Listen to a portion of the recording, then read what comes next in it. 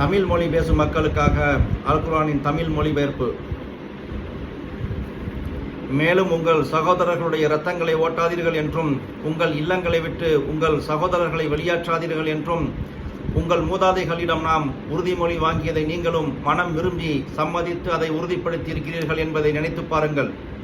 இவ்வாறு உறுதிப்படுத்திய பின்னரும் நீங்கள் உங்கள் மனிதர்களை கொலை செய்து விடுகிறீர்கள். உங்களில் பலரை அவர்களின் இல்லங்களிலிருந்தும் வெளியேற்றி விடுகிறீர்கள். அவர்களுக்கு எதிராக பாவமாகவும் அநியாயமாகவும் அவர்களுடைய எதிரிகளுக்கு நீங்கள் உதவியும் செய்கிறீர்கள். ஆனால் நீங்கள் வெளியேற்றி அவர்கள் எதிரிகளின் கையில் சிக்கி கைதிகளாக உங்களிடம் உதவி தேடி வந்துவிட்டாலோ அவர்களுக்காக நீங்கள் பொருளை கொடுத்து அவர்களை மீட்டு விடுகிறீர்கள். ஆனால் அவர்கள் இல்லங்களிலிருந்து வெளியேற்றுவதும் உங்களுக்கு தடை செய்யப்பட்டுள்ளது.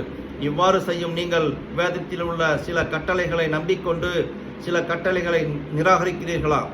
உங்களில் எவர்கள் இவ்வாறு செய்கிறார்களோ அவர்களுக்கு இவ்வுலகத்தில் இழிவை தவிர வேறொன்றும் கிடையாது.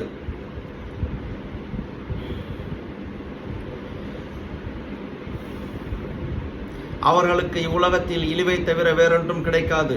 மறுமையிலும் அவர்கள் கடுமையான வேதனையின் பக்கம் விரட்டப்படுவார்கள். உங்கள் இச்செயலை பற்றி அல்லாஹ் பாராமுகமாக இல்லை.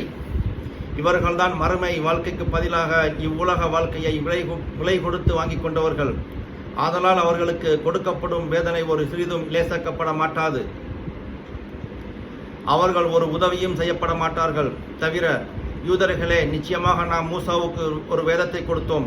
அவருக்கு பின் தொடர்ச்சியாக பல தூதர்களையும் அனுப்பி வைத்தோம். மரியமுடைய மகன் ஈசாவுக்கு தெளிவான அத்தாட்சிகளை கொடுத்து அவரை ஜிப்ரயில் என்னும் பரிசுத்த ஆத்மாவை கொண்டும் பலப்படுத்தி வைத்தோம். ஆனால் உங்கள் மனம் விரும்பாத எதையும் நமது தூதர் ஒருவர் உங்களிடம் கொண்டு வந்த போதிலும் நீங்கள் கர்வம் கொண்டு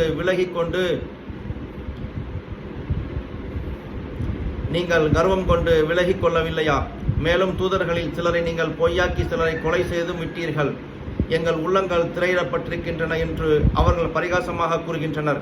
அவ்வாறென்று அவர்களின் நிராகரிப்பின் காரணத்தால் அல்லாஹ் அவர்களை சபித்து விட்டான். ஆதலால் அவர்கள் நம்பிக்கை கொள்வது வெகு சொற்பமே. அல்லாஹுவிடமிருந்து அவர்களுக்கு ஒரு வேதம் வந்தது. அது அவர்களிடமுள்ள வேதத்தை உண்மையாக்கி வைக்கிறது. இதற்கு முன்பு அவர்கள் நிராகரிப்பவர்களுக்கு எதிராக தங்களுக்கு வெற்றியை அளிக்கும்படி இந்த வேதத்தின் பொருட்டால் இறைவனிடம் பிரார்த்தனை செய்து கொண்டிருந்தார்கள். ஆனால் அவர்கள் நன்கறிந்து வரும் என எதிர்பார்த்திருந்த இவ்வேதம் அவர்களிடம் வந்த சமயத்தில் இதை அவர்கள் நிராகரிக்கிறார்கள். ஆகவே அந்த நிராகரிப்பவர்களின் மீது அல்லாஹுவின் சாபம் உண்டாகுக. இந்த குர்ஆனை தங்கள் மீது இறக்காமல் அல்லாஹ் தன் அடியார்களில் தான் விரும்பியவர்கள் மீது தன் அருளை இறக்கி வைத்ததை பற்றி பொறாமை கொண்டு அல்லாஹ் இறக்கி வைத்த இதையே நிராகரிப்பதன் மூலமாக அவர்கள் தங்களுக்காக எதை வாங்கிக் கொண்டார்களோ அது மிக கெட்டது. குர்ஆனை தங்கள் மீது இறக்கவில்லை என்று கோபத்தினால் அதை நிராகரித்து அல்லாஹுவின் கோபத்தில் அவர்கள் சார்ந்து விட்டார்கள். ஆதலால் அந்நிராகரிப்பவர்களுக்கு இழிவு தரும் வேதனையுண்டு.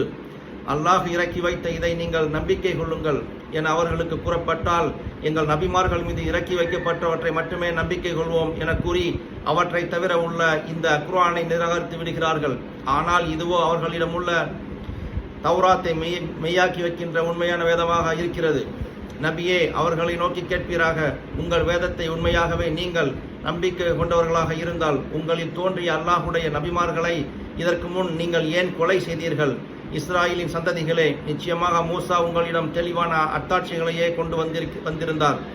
ஆனால் நீங்களோ அதற்கு பின்னும் ஒரு காளை கன்றை தெய்வமாக எடுத்துக்கொண்டீர்கள். இவ்வாறே ஒவ்வொரு விஷயத்திலும் நீங்கள் வரம்பு கடந்த அநியாயக்காரர்களாக இருக்கிறீர்கள். உங்கள் மூதாதைகளிடம் நாம் வாக்குறுதி வாங்கிய நேரத்தில் அவர்களுக்கு மேல் தூர் மலையை உயர்த்தி உங்களுக்கு நாம் கொடுத்த தௌராத்தை உறுதியாக கடைபிடியுங்கள், அதற்கு செவி சாயுங்கள் என்று கூறியதற்கு அவர்கள் நீங்கள் கூறியதை செவியுற்றோம், ஆனால் அதற்கு மாறு செய்வோம் என்று கூறினார்கள். ஆகவே அவர்கள் நம் கட்டளைகளை நிராகரித்து மாறு செய்ததன் காரணமாக அவர்களுடைய உள்ளங்களில் ஒரு காளை கன்றுடைய பிரியம் ஊட்டப்பட்டார்கள். இந்நிலையிலும் நீங்கள் தௌராத்தை நம்பிக்கை கொண்டவர்கள் என்று உங்களை கூறுவதென்றால் இவ்வாறு செய்யும்படி உங்களை தூண்டும் அந்த நம்பிக்கை மிக கெட்டது என்று நபியே கூறுவீராக. ஸதக்கல்லாஹுல் அலீம்.